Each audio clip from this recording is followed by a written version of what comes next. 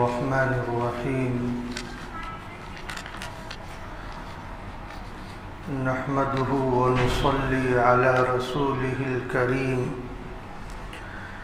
أما بعد فأعوذ بالله من الشيطان الرجيم بسم الله الرحمن الرحيم قال الله تبارك وتعالى في القرآن المجيد وَإِذْ يَرْفَعُ إِبْرَاهِيمُ الْقَوَاعِدَ مِنَ الْبَيْتِ وَإِسْمَاعِيلُ رَبَّنَا تَقَبَّلْ مِنَّا إِنَّكَ أَنْتَ السَّمِيعُ الْعَلِيمُ صدق اللہ العلی العظیم۔ قابل صد احترام بزرگوں اور دوستوں،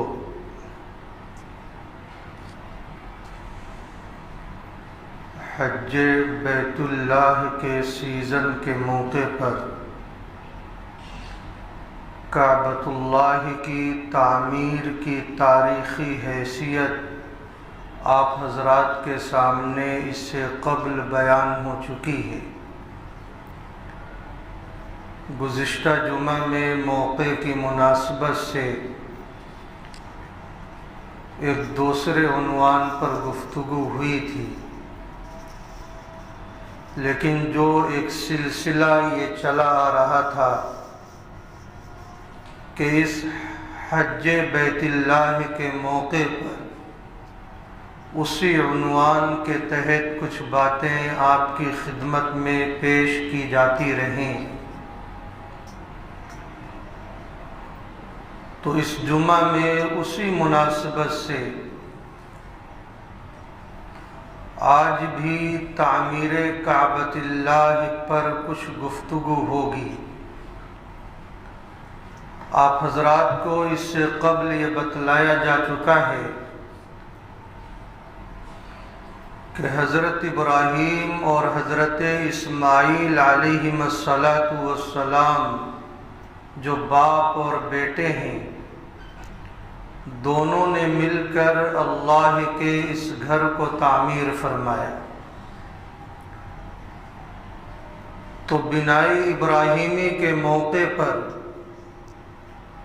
حضرت ابراہیم علیہ السلام نے بہت ہی جامع ترین دعائیں بھی فرمائی، اور اللہ رب العزت کو یہ بنائی ابراہیمی اور دعائے ابراہیمی اتنی زیادہ پسند آئی کہ قرآن کریم میں مستقل اللہ نے حصہ بنا دیا۔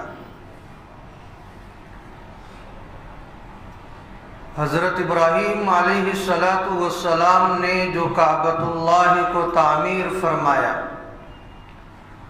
اس واقعے کو اللہ تعالیٰ نے بڑے والہانہ انداز میں بیان فرمایا ہے۔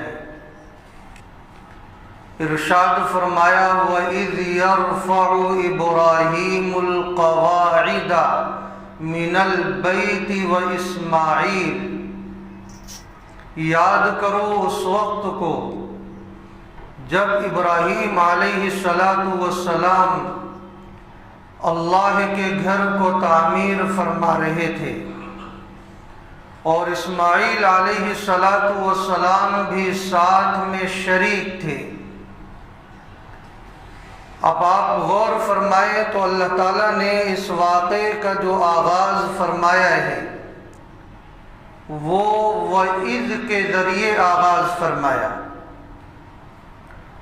اور جو اذ کا لفظ ہوتا ہے یہ عربی زبان میں یہ بتلاتا ہے کہ اس کے بعد جو باتیں پیش کی جائیں گی وہ بہت اہمیت کی حامل ہوں گی۔ تو اللہ رب العزت نے اسی وجہ سے اذ کے ذریعے اس عظیم الشان واقعے کا آغاز فرمایا۔ اب وہ اہم واقعہ کیا ہے؟ اہم واقعہ یہی ہے کہ ابراہیم علیہ السلام اور اسماعیل علیہ السلام اللہ کے گھر کی تعمیر فرما رہے ہیں۔ اس آیت کریمہ میں یہ بھی اشارہ ملتا ہے کہ کعبۃ اللہ پہلے سے موجود تھا، لیکن مرور زمانے کی وجہ سے جو اس کی عمارت ہے وہ زمیں بوس ہو گئی تھی، اس کا نام و نشان ختم ہو گیا تھا، صرف بنیادیں باقی رہ گئی تھی۔ تو ابراہیم علیہ السلام نے انہی بنیادوں پر عمارت کا آغاز فرمایا اور اس کی تعمیر مکمل فرمائی۔ اسی طرح اسی آیت کریمہ میں اللہ رب العزت نے عجیب و غریب اسلوب اختیار فرما کر ہم لوگوں کو ایک ادب سکھلایا ہے۔ وہ ادب کیا ہے؟ اگر کوئی کام بڑے اور چھوٹے مل کر کریں، کام مکمل ہو جائے تو اس کام کی جو نسبت ہونی چاہیے وہ براہ راست بڑے کی طرف ہونی چاہیے، اور اس کے ساتھ ساتھ چھوٹے کو شامل کر لینا چاہیے۔ اللہ رب العزت نے یہی طریقہ اپنایا ہے۔ کعبۃ اللہ کی تعمیر کرنے والے باپ اور بیٹے دونوں ہیں۔ حضرت ابراہیم علیہ السلام باپ ہیں اور حضرت اسماعیل علیہ السلام بیٹے ہیں، لیکن اللہ رب العزت نے جب اس واقعے کی نسبت فرمائی تو حضرت ابراہیم علیہ السلام کی طرف فرمائی اور یوں ارشاد فرمایا، اس وقت کو یاد کرو جب ابراہیم علیہ السلام کعبۃ اللہ کی تعمیر فرما رہے تھے اور اسماعیل علیہ السلام بھی ان کے ساتھ شریک تھے۔ اللہ تعالیٰ اس طرح بھی بیان کر سکتے تھے، وَإِذْ يَرْفَعُ إِبْرَاهِيمُ وَإِسْمَاعِيلُ الْقَوَاعِدَ مِنَ الْبَيْتِ، کہ اس وقت کو یاد کرو جب حضرت ابراہیم اور اسماعیل علیہ السلام اللہ کے گھر کی تعمیر فرما رہے تھے، لیکن اللہ تعالیٰ نے یہ اسلوب اختیار نہیں فرمایا، بلکہ پہلے اس عمل کی نسبت باپ کی طرف فرمائی اور ساتھ ساتھ ان کے بیٹے کو شامل فرما دیا۔ یہی ادب کا تقاضا ہے، اور حدیث پاک میں بھی اس کی وضاحت ملتی ہے۔ حضرت عمر بن خطاب رضی اللہ عنہ وہ فرماتے ہیں کہ عشاء کی نماز کے بعد اللہ کے رسول صلی اللہ علیہ وسلم کسی دنیاوی کام میں مشغول نہیں ہوتے تھے۔ آپ کا یہ معمول نہیں تھا کہ آپ عشاء کی نماز کے بعد کسی کے ساتھ بیٹھ کر گپ شپ کریں، بلکہ آپ حضرات صحابہ رضوان اللہ علیہم اجمعین کو بھی یہی طریقہ سکھلایا کرتے تھے کہ عشاء کی نماز کے بعد فضول کاموں میں وقت نہ گزارو، جتنی جلدی ہو سکے آرام کرو تاکہ صبح کے اندر نماز پر کوئی اثر نہ پڑے۔ اس کے بعد حضرت عمر فاروق رضی اللہ عنہ فرمانے لگے، ہاں کبھی کبھی ایسا ہوتا تھا کہ اللہ کے رسول صلی اللہ علیہ وسلم حضرت ابو بکر صدیق رضی اللہ عنہ سے مسلمانوں کے معاملات میں مشورہ کیا کرتے تھے، اور پھر فرمایا کہ میں بھی ساتھ میں شریک ہوتا تھا۔ تو جملے پر غور کریں، حضرت عمر فاروق رضی اللہ عنہ چاہتے تو یوں فرما سکتے تھے کہ اللہ کے رسول صلی اللہ علیہ وسلم کبھی کبھی مسلمانوں کے معاملات میں حضرت ابو بکر صدیق رضی اللہ عنہ اور مجھ سے مشورہ کیا کرتے تھے، لیکن انہوں نے یہ نہیں کہا۔ انہوں نے کہا کہ مسلمانوں کے معاملات میں حضرت ابو بکر صدیق رضی اللہ عنہ سے مشورہ کیا کرتے تھے اور میں بھی ساتھ میں شریک ہوتا تھا۔ تو یہ ادب کا تقاضا ہے جو آیت کریمہ میں بیان کیا گیا ہے کہ جب بھی کوئی عمل بڑے اور چھوٹے مل کر کریں تو اس عمل کی نسبت بڑے کی طرف ہونی چاہیے اور چھوٹے کو ساتھ ساتھ میں شامل کر دینا چاہیے۔ اس لیے ارشاد فرمایا وَإِذْ يَرْفَعُ إِبْرَاهِيمُ الْقَوَاعِدَ مِنَ الْبَيْتِ وَإِسْمَاعِيلُ کہ اس وقت کو یاد کرو جب ابراہیم علیہ السلام اللہ کے گھر کی تعمیر فرما رہے تھے اور اسماعیل علیہ السلام بھی ساتھ میں شریک تھے۔ غور کرنے کی یہ بات ہے کہ تعمیر کعبۃ اللہ یہ کوئی معمولی واقعہ نہیں تھا، تاریخ انسانیت کا بہت عظیم الشان واقعہ تھا، لیکن پروردگار عالم نے جب اس واقعے کو قرآن کریم میں ذکر فرمایا ہے تو اللہ رب العزت نے دیگر تفصیلات کا ذکر نہیں فرمایا۔ یعنی دیگر تفصیلات کیا تھیں؟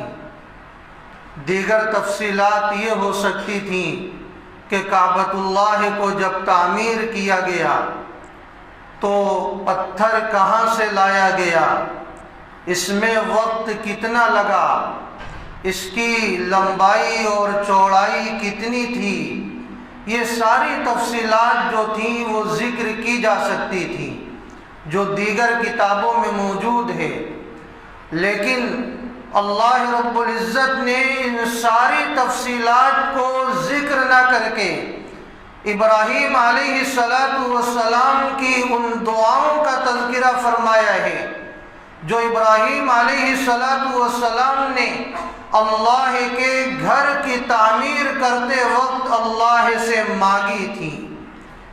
معلوم یہ ہوا کہ کعبۃ اللہ کی تعمیر ایک طرف اور ابراہیم علیہ السلام کی دعائیں ایک طرف، تو دعاؤں کو اللہ نے اتنا زیادہ پسند فرمایا۔ اور پسند کیوں نہ فرماتے؟ کیونکہ ان دعاؤں میں ساری انسانیت کے لیے بہت اہم نکات ہیں، بہت اہم پیغامات ہیں۔ اس کو بند کر دو اسی کی وجہ سے۔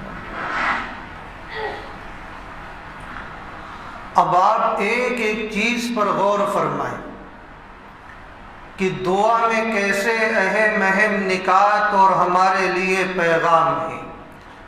حضرت ابراہیم علیہ السلام اللہ کے گھر کی تعمیر فرما چکے، یہ دعا فرمائے ربنا تقبل منا انک انت السمیع العلیم کہ ہمارے پروردگار ہماری طرف سے اس عمل کو قبول فرما لیجئے، بے شک آپ سننے والے جاننے والے۔ حضرت ابراہیم علیہ السلام نے یہ نہیں کہا کہ اے اللہ میں نے بہت بڑا عمل کر دیا ہے، آپ کے اس گھر کو تعمیر فرما دیا ہے جو آپ کا پہلا اور آخری گھر ہے، یہی وہ گھر ہے جس کی طرف لوگ کھینچتے ہوئے آنے والے ہیں۔ یہ گھر مقناطیسی صلاحیت رکھتا ہے، اور یہی وہ گھر ہے جس کے پاس آ کر لوگ طواف کریں گے، اور یہی وہ گھر ہے جس کو دیکھنے سے انسان کی کیفیات میں فرق پڑ جاتا ہے، آنکھوں سے آنسو جاری ہو جاتے ہیں، رواں رواں شکر گزاری پر مجبور ہو جاتا ہے۔ ابراہیم علیہ السلام چاہتے تو یہ ساری چیزیں کہہ سکتے تھے، لیکن حضرت ابراہیم علیہ السلام کو ذرہ برابر غرور اور فخر نہیں ہے، سینہ تنا ہوا نہیں ہے، گردن اکڑی ہوئی نہیں ہے، بلکہ اللہ سے یہ دعا کر رہے ہیں کہ پروردگار عالم میرے اس عمل کو قبول فرما لیجیے۔ کیا پیغام دیا ابراہیم علیہ السلام نے؟ ہمیں یہی پیغام دیا ہے کہ دیکھو، چاہے کوئی کتنا ہی بڑا ظاہری اعتبار سے عمل کیوں نہ کر لے، اسے فخر کرنے کی کوئی ضرورت نہیں، کبر و غرور اور عجب کے حوالے ہونے کی کوئی ضرورت نہیں، اور وہ اللہ پر اور اس کے رسول پر اور دین اسلام پر احسان کرنے والا نہیں، بلکہ اللہ چاہے تو ذرے ذرے سے کوئی بھی خدمت لے سکتے ہیں۔ ضرورت اس بات کی ہوتی ہے جب بھی بندہ کوئی عمل کرے تو اللہ تعالیٰ سے اس توفیق پر اللہ کا شکر ادا کرے اور قبولیت کی دعا کرے کہ پروردگار عالم اگر آپ توفیق نہ دیتے تو مجھے اس عمل کی توفیق نہ ہوتی، اور اے پروردگار عالم جس طرح آپ نے توفیق دی ہے آپ اسی طرح میرے اس عمل کو قبول فرما لیجیے۔ جس کے دل میں جس دن یہ احساس پیدا ہو گیا کہ اس نے بہت بڑا کارنامہ انجام دیا ہے، اور نعوذ باللہ اگر اس کے دل میں یہ بات پیدا ہو گئی کہ میں نے اللہ اور اس کے رسول پر یا دین اسلام پر احسان کر دیا ہے، تو یاد رکھیں اس کا وہ عمل برباد ہو گیا، ضائع ہو گیا، بجائے ثواب کے گناہ کا ذریعہ ہو گیا۔ اس لیے ابراہیم علیہ السلام نے اپنے اس عمل کے ذریعے ہمیں یہ طریقہ سکھلایا ہے کہ ہم اللہ سے قبولیت کی دعا کریں۔ ابراہیم علیہ السلام کا سر جھکا ہوا ہے، اللہ سے قبولیت کی دعا کر رہے ہیں، جبکہ کام اتنا عظیم الشان ہے۔ کعبۃ اللہ کی تعمیر کا کام یہ معمولی کام نہیں تھا۔ ٹھیک اسی طرح ہم سب کے آقا تاجدار مدینہ حضرت محمد رسول اللہ صلی اللہ علیہ وسلم نے اپنے عمل کے ذریعے ہمیں یہی طریقہ سکھلایا ہے۔ آپ یاد کریں اس وقت کو جب مکہ فتح ہوا، 21 سال کی محنت کا ثمرہ تھا۔ اللہ کے رسول صلی اللہ علیہ وسلم اس مکہ میں فاتحانہ شان کے ساتھ داخل ہو رہے ہیں، جس مکہ والوں نے آپ کو تکلیف دینے میں کوئی کسر نہیں چھوڑی۔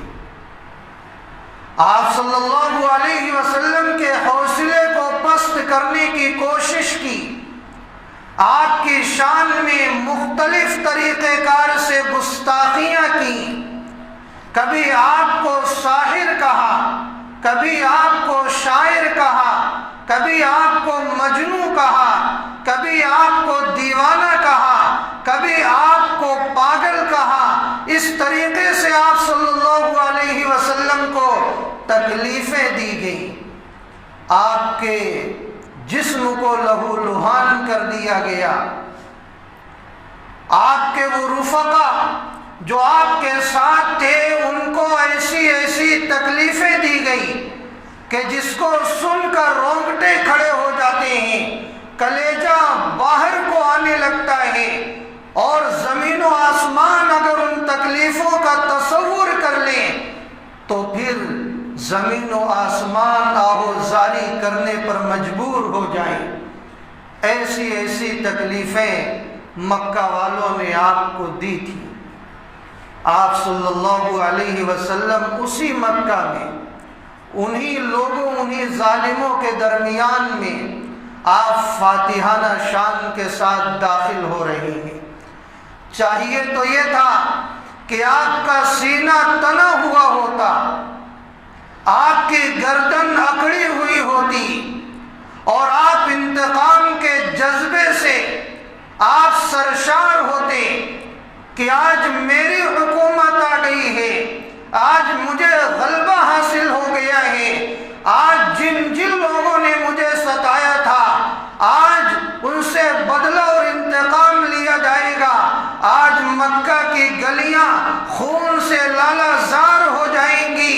چاہیے تو یہ تھا کہ اس طرح کا معاملہ ہوتا، لیکن قربان جائیے ہم سب کے آقا رحمت دو عالم حضرت محمد الرسول اللہ صلی اللہ علیہ وسلم کی ذات رحمت و شفقت پر، کہ حضرت انس رضی اللہ عنہ کا بیان ہے کہ مجھے ایسا لگتا ہے کہ میں وہ منظر ابھی بھی اپنی نگاہوں سے دیکھ رہا ہوں، جب معلّہ کی جانب سے آپ صلی اللہ علیہ وسلم اپنی اونٹنی قصوہ پر سوار ہو کر مکہ میں داخل ہو رہے تھے تو آپ کی کیا حالت تھی۔ آپ کی گردن جھکی ہوئی تھی، آپ کی ایک ٹھوڑی مبارک سینے مبارک سے لگی ہوئی تھی، آپ کی آنکھوں سے آنسو جاری تھے، اور آپ کی زبان پر یہ آیت کریمہ تھی، اِنَّا فَتَحْنَا لَكَ فَتْحًا مُبِينًا۔ کیا پیغام تھا کہ پروردگار عالم جو آج میں فاتحانہ شان کے ساتھ داخل ہو رہا ہوں، یہ سب آپ کی توفیق کا نتیجہ ہے، اس میں میرا کوئی کمال نہیں ہے۔ اگر آپ کی توفیق شامل حال نہ ہوتی تو آج میں فاتحانہ شان کے ساتھ اسی مکہ میں داخل نہ ہو پاتا جس مکہ سے مجھے نکالا گیا تھا۔ اے اللہ، یہ آپ کا فضل ہے، آپ کی عنایت ہے، یہ فتح آپ کی طرف سے ہے۔ اب آپ اندازہ لگائیں، 21 سال کی محنتوں کا ثمرہ ہے، لیکن کیسی تواضع ہے، اللہ پر کیسا اعتماد ہے، اور ذرہ برابر کبر و غرور کا کوئی شائبہ بھی وہاں موجود نہیں ہے۔ تو یہ پیغام دیا آپ صلی اللہ علیہ وسلم نے۔ بہت ہی کم ظرف اور پست حوصلے والا آدمی وہ ہوتا ہے جو ذرا سا دین کا کام کر لے اور اپنے اندر یہ احساس پیدا کر لے کہ میں نے تو بڑا تیر مار دیا ہے، میں نے تو بہت کام کر دیا ہے، اور پھر فخر کرنے لگے، غرور کرنے لگے۔ یہ بہت ہی کم ظرف انسان کا کام ہوتا ہے۔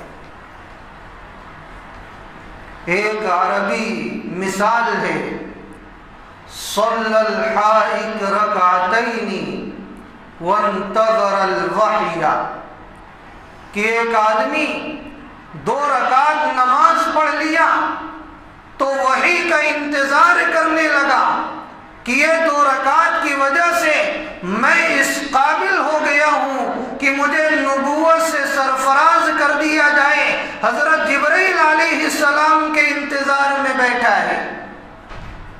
تو یہ حال نہیں ہونا چاہیے کہ ایک آدمی کوئی کام کر لے تو یہ سوچنے لگے اب تو میرے سامنے کسی کی کوئی حیثیت نہیں، میں گویا اللہ، اس کے رسول اور دین اسلام پر احسان کر دیا، یعنی میں نے بڑی نمازیں پڑھ لی، میں نے بہت زیادہ روزے رکھ لیے، میں نے بہت زیادہ زکوٰۃ اور صدقات و خیرات دے دیے، میں نے بہت زیادہ عمرے اور حج کر لیے، میں نے بڑی مسجدیں تعمیر کروا دی، میں نے بڑی تقریریں کر لی، میں نے بہت زیادہ تبلیغ کر لیا، میں نے بہت زیادہ کتابیں لکھ لی، میں نے بہت زیادہ دیگر دین کا کام کر لیا ہے، اس کی وجہ سے یہ فخر کرنے لگے، غرور کرنے لگے۔ ایسا انسان بہت کم ظرف اور بہت ہی زیادہ پست حوصلہ اور نادان ہے، اپنی پوری نیکی کو وہ ضائع کر رہا ہے۔ آپ سوچئے، انبیاء ہیں، سردار دو جہاں ہیں، وہ کوئی کام کر رہے ہیں، اللہ سے قبولیت کی دعا کر رہے ہیں، اللہ پر اعتماد ہوتا ہے، یہ احساس ہوتا ہے کہ مولا کریم اگر آپ کی توفیق نہ ہوتی تو میرے اندر یہ صلاحیت نہیں تھی، میرے اندر یہ کمال نہیں تھا، میرے اندر یہ لیاقت نہیں تھی کہ میں یہ کام کر سکتا تھا، آپ نے توفیق دی ہے، آپ اسے قبول فرما لیجیے۔ ربنا تقبل منا انک انت السمیع العلیم۔ پھر آگے ابراہیم علیہ السلام نے اور دعا مانگی، ارشاد فرمایا ربنا واجعلنا مسلمین لک، اے ہمارے پروردگار ہمیں مسلمان بنا دیجئے، اپنا فرما بردار بنا دیجئے۔ آپ سوچیں، ابراہیم علیہ السلام اور اسماعیل علیہ السلام مسلمان نہیں ہوں گے تو کون ہوگا؟ اس دعا کا کیا مطلب؟ کہ اللہ ہمیں اپنا فرما بردار بنا دیجئے۔ مسلم کے معنی ہوتے ہیں فرما برداری کے، تو معلوم یہ ہوا ایمان لانا ایک عمل ہے اور اسلام میں داخل ہونا دوسرا عمل ہے۔ بہت سارے ایسے ایمان والے ہوتے ہیں جو حقیقتاً مسلمان نہیں ہوتے۔ مسلم کہا جاتا ہے ایمان لانے کے بعد ایمان کے تقاضے کے اعتبار سے اپنی زندگی گزارنا اور پوری زندگی اللہ اور اس کے رسول کی اطاعت کے ساتھ چلنے کا جذبہ رکھنا اور اپنے قدم کو بڑھاتے رہنا، اسے مسلمان کہا جاتا ہے۔ تو ابراہیم علیہ السلام نے یہ دعا کی کہ اللہ ہمیں اپنا فرما بردار بنا دیجیے۔ اسی لیے اللہ رب العزت نے ارشاد فرمایا یا ایھا الذین آمنوا ادخلوا فی السلم کافہ، اے ایمان والو اسلام میں پورے داخل ہو جاؤ۔ آج ہم حقیقی مسلمان نہیں، جو حقیقی مسلمان ہوتا ہے وہ اللہ کا فرما بردار ہوتا ہے۔ اس لیے ابراہیم علیہ السلام نے یہ دعا فرمائی، ہمیں یہ پیغام دیا کہ تم سب حقیقی مسلمان بننے کی کوشش کرو اور یہ دعا اللہ سے کیا کرو۔ اور دوسرا اشارہ اس دعا میں یہ ہے کہ دیکھو یہ جو مسجد ہوتی ہے، جو کعبۃ اللہ کو انہوں نے تعمیر کیا، یہ ایک علامت ہے، ایک شناخت ہے، بذات خود یہ مقصود نہیں ہے۔ مقصود اللہ کی اطاعت ہے، اس لیے کہ مسجدیں اگر ہوں اور اللہ کی اس میں اطاعت نہ ہو تو یہ مسجدیں کس کام کی ہیں؟ اس لیے دعا فرمایا ابراہیم علیہ السلام نے کہ اللہ میں نے اس گھر کو تعمیر کیا ہے، اس گھر کا جو اصل مقصد ہے آپ کی اطاعت کرنا، آپ ہمیں اپنی اطاعت کرنے والا بنا دیجیے، ورنہ تو کیا ہوگا؟ اگر مسجدیں ہوں لیکن اللہ کی اطاعت اس میں نہ ہو تو پھر اسی شعر کا یہ مسجد مصداق بن جائیں گی کہ مسجد تو بنا دی شب بھر میں ایمان کی حرارت والوں نے، من اپنا پرانا پاپی ہے برسوں میں نمازی بن نہ سکا۔ تو مسجد بنا دینا یہ اصل کمال نہیں، مسجد کو آباد کرنا، مسجد میں اللہ کی اطاعت کرتے رہنا یہ اصل کمال ہے۔ ورنہ تو حدیث پاک میں یہ بات بھی موجود ہے کہ وہ وقت آئے گا قرب قیامت میں، بلکہ ابھی دیکھنے کو مل رہا ہے کہ مسجدیں بڑی عالی شان ہوں گی لیکن اندر سے مسجدیں ویران ہوں گی، عامرۃ وہی خراب۔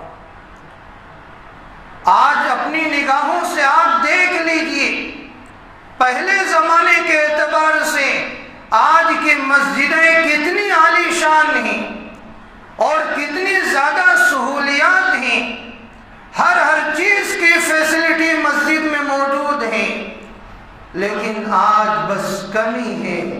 تو جس طرح نمازی ہونا چاہیے اس طرح نمازی نہیں ہے۔ آج ہماری نمازیں ہماری عادت بنی ہیں، عبادت بننے کو تیار نہیں۔ اذان ہوئی، ہاں نماز کا وقت ہو گیا، چل پڑے، نماز بھی ادا کر لی، یہ احساس ہی نہیں رہا کہاں گئے تھے، کس کی عبادت کر کے ابھی باہر نکل رہے ہیں، ہمیں باہر کیا کرنا چاہیے۔ وہی اللہ مسجد میں بھی ہے، وہی اللہ باہر بھی ہے، یہ احساس ختم ہوتا جا رہا ہے۔ مسجدیں تو بڑی عالی شان ہیں، بلکہ قرب قیامت میں مقابلہ ہوگا۔ ایک مسجد والے دوسری مسجد والوں سے کہیں گے کہ تمہاری مسجد کے مقابلے میں میری مسجد بڑی شاندار ہے، بڑی عالی شان ہے، بڑی خوبصورت ہے۔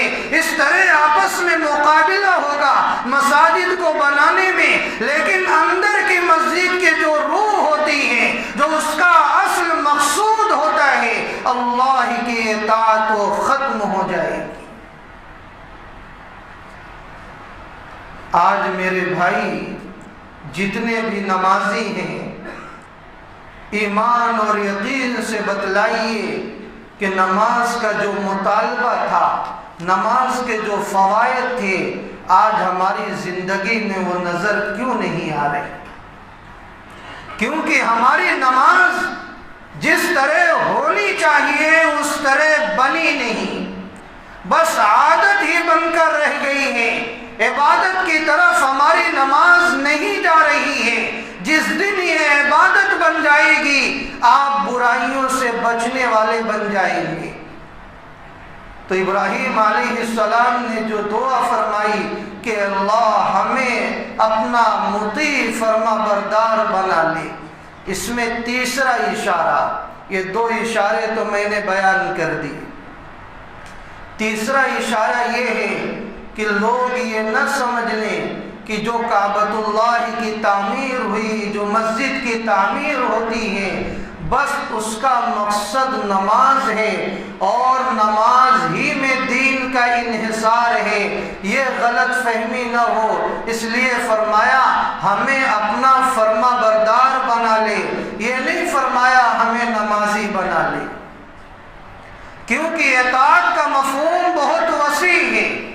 آج بہت سارے لوگ یہ سوچتے ہیں بس دین نماز میں منحصر ہے، نماز ہم نے پڑھ لی بہت بڑے دیندار ہو گئے، باہر نکلے بازار میں گئے، یہاں تو مسلمان، باہر بازار میں مسلمان نہیں، بازار میں جھوٹ بولا جا رہا ہے، نمازی آدمی جھوٹ بول رہا ہے، نمازی آدمی دغا دے رہا ہے، نمازی آدمی غیبتیں کر رہا ہے، نمازی آدمی وعدہ خلافی کر رہا ہے، نمازی آدمی سود کھا رہا ہے، نمازی آدمی ایک دوسرے کو تکلیف دے رہا ہے، اور نمازی آدمی نہ جانے کیسی کیسی برائیاں کر رہا ہے۔ کیا نمازی آدمی یہ سب کچھ کر سکتا ہے؟ یہ کیوں ہو رہا ہے؟ اس لیے کہ نماز ہی کو دین کا حصہ سمجھ لیا اور بقیہ دین نہیں۔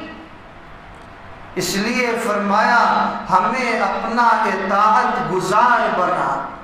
جب آدمی اللہ کا فرما بردار ہوگا تو اس کے عقائد بھی صحیح ہوں گے، اس کا جو عقیدہ ہے، جو اسلام کی بنیاد ہے، اس کا عقیدہ صحیح ہوگا۔ جب اطاعت گزار بندہ ہوگا تو پھر اس کی عبادات بھی صحیح ہوں گی۔ جب اطاعت گزار بندہ ہوگا تو اس کے آپسی معاملات بھی صحیح ہوں گے، لین دین صحیح ہوگا۔ جب اطاعت گزار بندہ ہوگا تو اس کی معاشرت بھی صحیح ہوگی، گھر سے لے کر باہر کی جو زندگی یہ سب صحیح ہوگی۔ جب اطاعت گزار بندہ ہوگا تو اس کے اخلاق بھی بڑے عمدہ ہوں گے۔ یہ دین کے 5 شعبے ہیں، ہم نے دین کو عبادات میں منحصر کر لیا ہے، یہ شیطان کا دھوکہ ہے۔ دین عقائد کا نام ہے، دین عبادات کا نام ہے، دین معاملات کا نام ہے، دین معاشرت کا نام ہے، دین اخلاقیات کا نام ہے۔ اس لیے دعا میں اشارہ کیا کہ ہمیں اپنا فرما بردار بنا لے۔ تو میرے بھائی، ان دعاؤں میں جو اشارہ ہے ہم ان اشاروں کو صحیح معنوں میں سمجھنے والے بن جائیں۔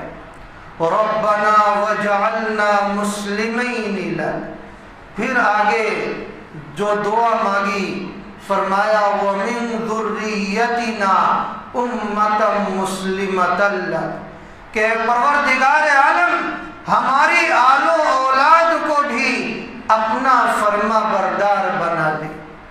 معلوم یہ ہوا صرف اپنی اصلاح کر لینا یہ کافی نہیں ہے، اپنی اولاد کی، دوسرے مسلمان بھائی کی بھی فکر کرنا یہ بھی فرائض میں داخل ہے۔ اپنا تو صف اول کا نمازی ہے، تکبیر اولا کبھی فوت نہیں ہوتی، جب دیکھو مسجد میں رہتا ہے لیکن یہ فکر ہی نہیں میری اولاد کا کیا حال ہے، میری اولاد کہیں الحاد، ارتداد اور کفر کی جانب تو نہیں چل رہی، جہنم کے راستے کی طرف تو نہیں بڑھ رہی، کوئی فکر نہیں۔ یہ اولاد کی فکر کرنا فرائض میں داخل ہے۔ اللہ کے رسول صلی اللہ علیہ وسلم نے ارشاد فرمایا کل مولود یولد علی الفطرہ فابواہ یہودانہ او ینصرانہ او یمجسانہ، کہ ہر لڑکا فطرت اسلام پر پیدا ہوتا ہے، اس کے والدین چاہے اسے یہودی بنا دیں، نصرانی بنا دیں، مجوسی بنا دیں۔ اس لیے قرآن کریم میں صاف طور پر موجود ہے یا ایھا الذین آمنوا قوا انفسکم واہلیکم نارا، اے ایمان والو خود کو بھی جہنم کی آگ سے بچاؤ اور اپنی اولاد کو بھی جہنم کی آگ سے بچاؤ۔ اس لیے ماں باپ مطمئن ہو کر نہ بیٹھیں، پوری زندگی کوشش کرتے رہیں کہ اپنی اولاد کی اصلاح کیسے ہو۔ بقیہ ہدایت دینا یہ اللہ کا کام ہے، آپ کا کام کوشش کرنا ہے۔ اگلی دعا کا ٹکڑا وَتُبْ وَأَرِنَا مَنَاسِكَنَا، ہمیں حج کی تعلیم دے دیجئے، حج کے مناسک جتنے ہیں اسے سکھا دیجئے۔ معلوم یہ ہوا حج کے ارکان اور حج کے مسائل سیکھنا یہ بھی ضروری ہے۔ جب مسائل کا علم ہوگا تب کعبۃ اللہ کی زیارت کا جو اصل مقصد ہے، طریقہ کار ہے، وہ حاصل ہوگا۔ آگے فرمایا وَتُبْ عَلَيْنَا إِنَّكَ أَنْتَ التَّوَّابُ الرَّحِيمُ، ہماری توبہ کو قبول فرما لیجیے، بے شک آپ بہت زیادہ توبہ قبول کرنے والے، رحم کرنے والے ہیں۔ آپ غور کریں، کعبۃ اللہ کی تعمیر کتنا عظیم الشان واقعہ۔ ابراہیم علیہ السلام نے یہ نہیں کہا کہ اللہ میں نے بہت بڑا کارنامہ انجام دیا ہے، آپ مجھے بہت زیادہ ثواب عطا فرما دیجیے۔ بلکہ یہ احساس ہے، کہا پروردگار عالم جو کام میں نے کیا ہے جیسا حق تھا ویسا ادا نہ ہوا، بہت ساری کمیاں اور کوتاہیاں ہوئی ہوں گی، اے اللہ آپ مجھے معاف فرما دیجیے۔ یہی احساس ہونا چاہیے جو ہمارے اندر سے ختم ہوتا جا رہا ہے۔ آج کوئی کام ہم کر لیتے ہیں، فخر و غرور کرنے لگتے ہیں، ناز اس پر ہو جاتا ہے، عجب کے حوالے ہو جاتے ہیں، کمی اور کوتاہی پر اللہ تعالیٰ سے معافی نہیں مانگتے۔ اللہ کے رسول صلی اللہ علیہ وسلم جب نماز سے فارغ ہوتے تو 3 مرتبہ اللہ تعالیٰ سے یہ دعا کرتے، استغفر اللہ استغفر اللہ استغفر اللہ۔ کیا مطلب؟ نماز کوئی غلطی تھوڑی ہوئی، نماز تو اچھا کام تھا، اچھا عمل تھا، نماز سے فارغ ہو کر اللہ سے معافی کیوں؟ اس عمل پر استغفار کیوں؟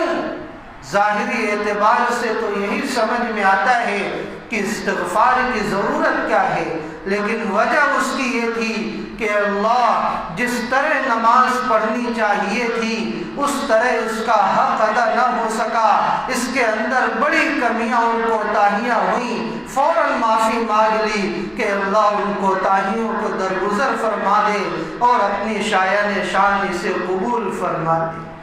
تو میرے بھائی، ابراہیم علیہ السلام نے جو اللہ کے گھر کو تعمیر کیا، جو دعائیں کی، اس میں ہمارے لیے بہت سارے سبب اور بہت سارے نکات تھے جو میں نے آپ کے سامنے بیان کیا۔ اللہ تعالیٰ شانہ ہم تمام لوگوں کو محض اپنے فضل و کرم سے زیادہ اخلاص کے ساتھ اعمال خیر کرنے کی توفیق عطا فرمائے، ریاکاری وغیرہ سے ہم سب کی حفاظت فرمائے، آمین۔ وآخر دعوانا ان الحمد للہ رب العالمین۔